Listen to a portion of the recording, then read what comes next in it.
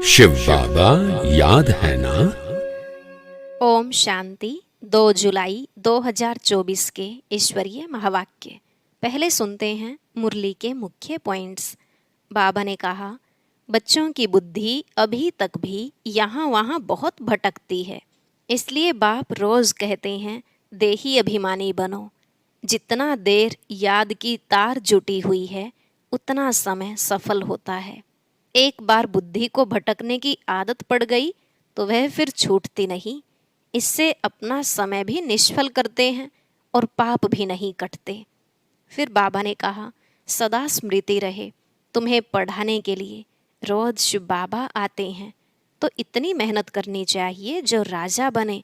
पढ़ाई ऐसे नहीं करनी जो जन्म जन्मांतर दास दासी बने। पुरुषार्थ करना है उच्च बनने का। शिव बाबा की याद में भोजन बनाएंगे तो उसमें बहुत ताकत आएगी। जितना तुम याद में रहेंगे उतना तुम्हारा ही कल्याण है। फिर दूसरों को भी कशिश होगी, परंतु माया ऐसी है जो घड़ी घड़ी भुला देती है। इसलिए बाप खबरदार करते हैं, शरीर को तंदुरुस्त रखने के लिए भले घूमो फिरो, परंतु सब कार्य करते दिल से बाप को याद करते रहो। आपस में झरमुई झगमुई नहीं करनी। और लास्ट में बाबा ने कहा, लोभवश जास्ती चीज़ों को इकट्ठा नहीं करना चाहिए, नहीं तो मरने समय भी वही याद आएगी। खान पान या पहनने आदि का ज़्यादा खर्चा नहीं करना चाहिए। अब सुनते हैं महावाक्यों को विस्तार से। बाबा ने कहा, मीठे बच्चे, तुम यहाँ याद में रहकर पाप दग्ध करने के लिए आए हो, इसलिए बुद्धि योग निष्फल न जाए, इस बात का पूरा ध्यान रखना है। प्रश्न, कौन सा सूक्ष्म विकार भी अंत में मुसीबत खड़ी कर देता है? उत्तर, अगर सूक्ष्म में भी हबज लालच का विकार है, कोई चीज हबज के कारण इकट्ठी करके अपने पास जमा करके रख दी, तो वही अंत में मुसीबत के रूप में याद आती है। इसलिए बाबा कहते, बच्चे अपने पास कुछ भी न रखो, तुम्हें सब संकल्पों को भी समेटकर बाप की याद में रहने की टेव डालनी है। इसलिए देही अभिमानी बनने का अभ्यास करो। ओम शांति। बच्चों को रोज रोज याद दिलाते हैं देही अभिमानी बनो, क्योंकि बुद्धि इधर उधर जाती है। अज्ञान काल में भी कथा वार्ता सुनते हैं तो बुद्धि बाहर भटकती है, यहाँ भी भटकती है। इसलिए रोज रोज कहते हैं देही अभिमानी बनो। वह तो कहेंगे हम जो सुनाते हैं उस पर ध्यान दो, धारण करो। शास्त्र जो सुनाते हैं वह वचन ध्यान पर रखो। यहाँ तो बाप आत्माओं को समझाते हैं, तुम सब स्टूडेंट देही अभिमानी होकर बैठो। शिव बाबा आते हैं पढ़ाने के लिए।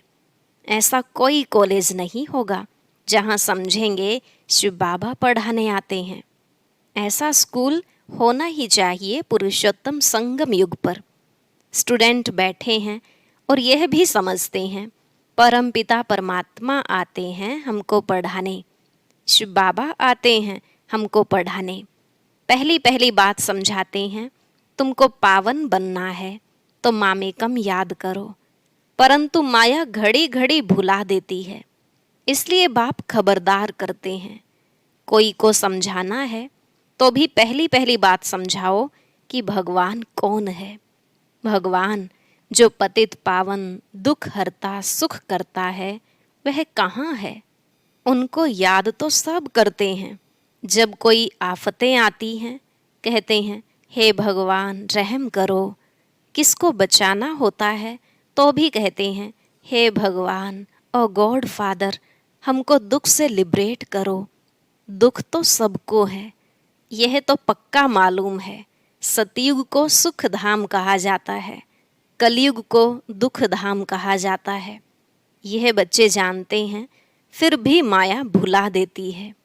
यह याद में बिठाने की रस्म भी ड्रामा में है, क्योंकि बहुत हैं जो सारा दिन याद नहीं करते हैं, 1 मिनट भी याद नहीं करते हैं। फिर याद दिलाने के लिए यहाँ बिठाते हैं, याद करने की युक्ति बतलाते हैं, तो तो पक्का हो जाए। बाप की याद से ही हमको सतोप्रधान बनना है। सतोप्रधान बनने की बाप ने फर्स्ट क्लास रियल युक्ति बताई है। पतित पावन तो एक ही है, वह आकर युक्ति बताते हैं। यहाँ तुम बच्चे शांति में तब बैठते हो जबकि बाप के साथ योग है। अगर बुद्धि का योग यहाँ वहाँ गया तो शांत में नहीं, गोया अशांत हैं। जितना समय यहाँ वहाँ बुद्धि योग गया वह निष्फल हुआ, क्योंकि पाप तो कटते नहीं।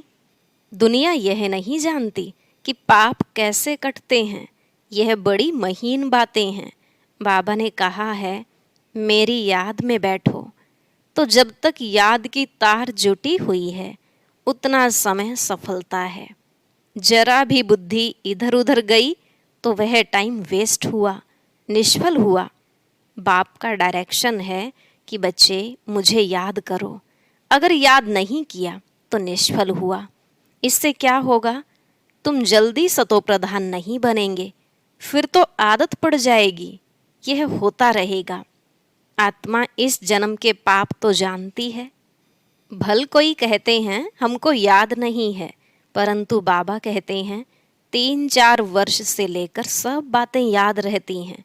शुरू में इतने पाप नहीं होते हैं जितने बाद में होते हैं। दिन प्रतिदिन क्रिमिनल आई होती जाती है।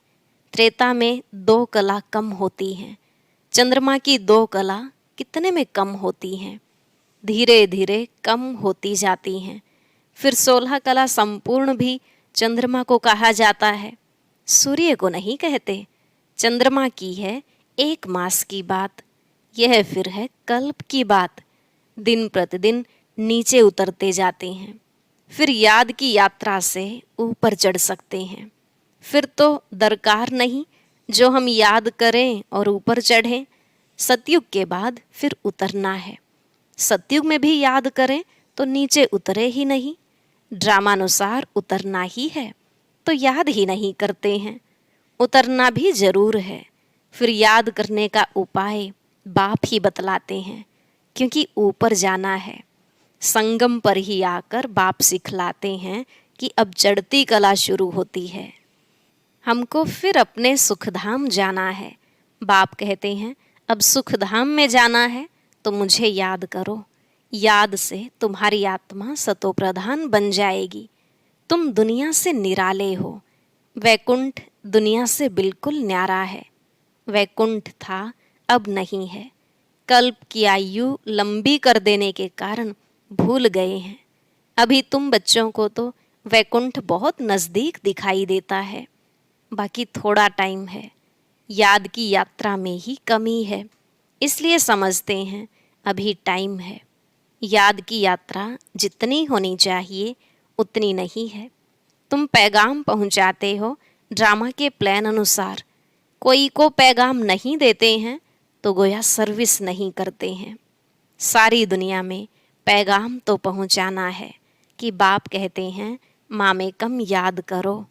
गीता पढ़ने वाले जानते हैं एक ही गीता शास्त्र है जिसमें यह महावाक्य हैं, परंतु उसमें श्री कृष्ण भगवानुवाच लिख दिया है, तो याद किसको करें? भल शिव की भक्ति करते हैं, परंतु यथार्थ ज्ञान नहीं जो श्रीमत पर चलें। इस समय तुमको मिलती है ईश्वरीय मत, इनके पहले थी मानव मत। दोनों में रात दिन का फर्क है। मानव मत कहती है ईश्वर सर्वव्यापी है, ईश्वर की मत कहती है नहीं। बाप कहते हैं मैं आया हूँ स्वर्ग की स्थापना करने, तो जरूर यह नर्क है। यहाँ 5 विकार सब में प्रवेश हैं। विकारी दुनिया है, तब तो मैं आता हूँ निर्विकारी बनाने के लिए। जो ईश्वर के बच्चे बने उनके पास विकार तो हो नहीं सकते। रावण का चित्र 10 शीश वाला दिखाते हैं। कभी कोई कह ना सके कि रावण की सृष्टि निर्विकारी है। तुम जानते हो अभी रावण राज्य है, सभी में 5 विकार हैं। सतयुग में है राम राज्य, कोई भी विकार नहीं। इस समय मनुष्य कितने दुखी हैं, शरीर को कितने दुख लगते हैं। यह है दुख धाम। सुख धाम में तो शारीरिक दुख भी नहीं होते हैं, यहाँ तो कितनी हॉस्पिटल्स भरी हुई हैं, इनको स्वर्ग कहना भी बड़ी भूल है। तो समझकर औरों को समझाना है। वह पढ़ाई कोई को समझाने के लिए नहीं है। इम्तिहान पास किया और नौकरी पर चढ़ा, यहाँ तो तुमको सबको पैगाम देना है। सिर्फ एक बाप थोड़े ही देंगे। जो बहुत होशियार हैं उनको टीचर कहा जाता है, कम होशियार हैं तो उनको स्टूडेंट कहा जाता है। तुम्हें सबको पैगाम देना है। पूछना है, भगवान को जानते हो? वह तो बाप है सबका। तो मूल बात है बाप का परिचय देना, क्योंकि कोई जानते नहीं है। ऊंचते ऊंच बाप है, सारे विश्व को पावन बनाने वाला है। सारा विश्व पावन था जिसमें भारत ही था। और कोई धर्म वाला कह ना सके कि हम नई दुनिया में आए हैं। वह तो समझते हैं हमारे से आगे कोई होकर गए हैं। क्राइस्ट भी जरूर कोई में आएगा, उनके आगे जरूर कोई थे। बाप बैठ समझाते हैं, मैं इस ब्रह्मा तन में प्रवेश करता हूँ। यह भी कोई मानते नहीं कि ब्रह्मा के तन में आते हैं। अरे ब्राह्मण तो चाहिए जरूर। ब्राह्मण कहाँ से आएंगे? जरूर ब्रह्मा से ही तो आएंगे ना। अच्छा, ब्रह्मा का बाप कभी सुना? वह है ग्रेट ग्रेट ग्रैंड फादर। उनका साकार फादर कोई नहीं। ब्रह्मा का साकार बाप कौन? कोई बतला ना सके। ब्रह्मा तो गाया हुआ है, प्रजापिता भी है। जैसे निराकार शिव बाबा कहते हैं, उनका बाप बताओ। फिर साकार प्रजापिता ब्रह्मा का बाप बताओ। शिव बाबा तो एडॉप्ट किया हुआ नहीं है, यह एडॉप्ट किया हुआ है। कहेंगे इनको शिव बाबा ने एडॉप्ट किया। विष्णु को शिव बाबा ने एडॉप्ट किया है, ऐसा नहीं कहेंगे। यह तो तुम जानते हो, ब्रह्मा सो विष्णु बनते हैं, एडॉप्ट तो हुआ नहीं। शंकर के लिए भी बताया है, उनका कोई पार्ट है नहीं। ब्रह्मा सो विष्णु, विष्णु सो ब्रह्मा, यह 84 का चक्र है। शंकर फिर कहाँ से आया? उनकी रचना कहाँ है? बाप की तो रचना है, वह सब आत्माओं का बाप है। और ब्रह्मा की रचना है सब मनुष्य। शंकर की रचना कहाँ है? शंकर से कोई मनुष्य दुनिया नहीं रची जाती। बाप आकर यह सब बातें समझाते हैं, फिर भी बच्चे घड़ी घड़ी भूल जाते हैं। हर एक की बुद्धि नंबरवार है ना। जितनी बुद्धि उतनी टीचर की पढ़ाई धारण कर सकते हैं। यह है बेहद की पढ़ाई। पढ़ाई के अनुसार ही नंबरवार पद पाते हैं। भल पढ़ाई एक ही है मनुष्य से देवता बनने की, परंतु डायनेस्टी बनती है ना। यह भी बुद्धि में आना चाहिए कि हम कौन सा पद पाएंगे। राजा बनना तो मेहनत का काम है। राजाओं के पास दास दासियां भी चाहिए। दास दासियां कौन बनते हैं, यह भी तुम समझ सकते हो। नंबरवार पुरुषार्थ अनुसार हर एक को दासियां मिलती होंगी। तो ऐसा नहीं पढ़ना चाहिए जो जन्म जन्मांतर दास दासी बने। पुरुषार्थ करना है ऊंचे बनने का। तो सच्ची शांति बाप की याद में है। जरा भी बुद्धि इधर उधर गई तो टाइम वेस्ट होगा, कमाई कम होगी, सतो प्रधान बन नहीं सकेंगे। यह भी समझाया है कि हाथों से काम करते रहो, दिल से बाप को याद करते रहो। शरीर को तंदुरुस्त रखने के लिए घूमना फिरना यह भी भल करो, परंतु बुद्धि में बाप की याद रहे। अगर साथ में कोई हो तो झरमुई झगमुई नहीं करनी है। यह तो हर एक की दिल गवाही देती है। बाबा समझा देते हैं, ऐसी अवस्था में चक्कर लगाओ। पादरी लोग जाते हैं एकदम शांत में। तुम लोग ज्ञान की बातें सारा समय तो नहीं करेंगे, फिर जबान को शांति में लाकर शिव बाबा की याद में रेस करनी चाहिए। जैसे खाने के समय बाबा कहते हैं, याद में बैठकर खाओ, अपना चार्ट देखो। बाबा अपना तो बताते हैं कि हम भूल जाते हैं। कोशिश करता हूँ, बाबा को कहता हूँ, बाबा हम पूरा समय याद में रहूँगा। आप हमारी खांसी बंद करो, शुगर कम करो। अपने साथ जो मेहनत करता हूँ वह बताता हूँ, परंतु मैं खुद ही भूल जाता हूँ, तो खांसी कम कैसे होगी। जो बातें बाबा के साथ करता हूँ वह सच सुनाता हूँ। बाबा बच्चों को बता देते हैं, बच्चे बाप को नहीं सुनाते। लज्जा आती है। झाड़ू लगाओ, खाना बनाओ तो भी शिव बाबा की याद में बनाओ तो ताकत आएगी। यह भी युक्ति चाहिए, इसमें तुम्हारा ही कल्याण होगा। फिर तुम याद में बैठेंगे तो औरों को भी कशिश होगी। एक दो को कशिश तो होती है ना। जितना तुम जास्ती याद में रहेंगे उतना सन्नाटा अच्छा हो जाएगा। एक दो का प्रभाव ड्रामानुसार पड़ता है। याद की यात्रा तो बहुत कल्याणकारी है, इसमें झूठ बोलने की दरकार नहीं है। सच्चे बाप के बच्चे हैं तो सच्चा होकर चलना है। बच्चों को तो सब कुछ मिलता है, विश्व की बादशाही मिलती है, तो फिर लोभ कर 10-20 साड़ियाँ आदि क्यों इकट्ठी करते हो? अगर बहुत चीज़ें इकट्ठी करते रहेंगे तो मरने समय भी याद आएंगी। इसलिए मिसाल देते हैं कि स्त्री ने उनको कहा लाठी भी छोड़ दो, नहीं तो यह भी याद आएगी। कुछ भी याद नहीं रहना चाहिए, नहीं तो अपने लिए ही मुसीबत लाते हैं। झूठ बोलने से 100 गुना पाप चढ़ जाता है। शिव बाबा का भंडारा सदैव भरा रहता है, जास्ती रखने की भी दरकार क्या है। जिसकी चोरी हो जाती है तो सब कुछ दिया जाता है। तुम बच्चों को बाप से राजाई मिलती है तो क्या कपड़े आदि नहीं मिलेंगे? सिर्फ फालतू खर्चा नहीं करना चाहिए, क्योंकि अबलाएं ही मदद करती हैं स्वर्ग की स्थापना में।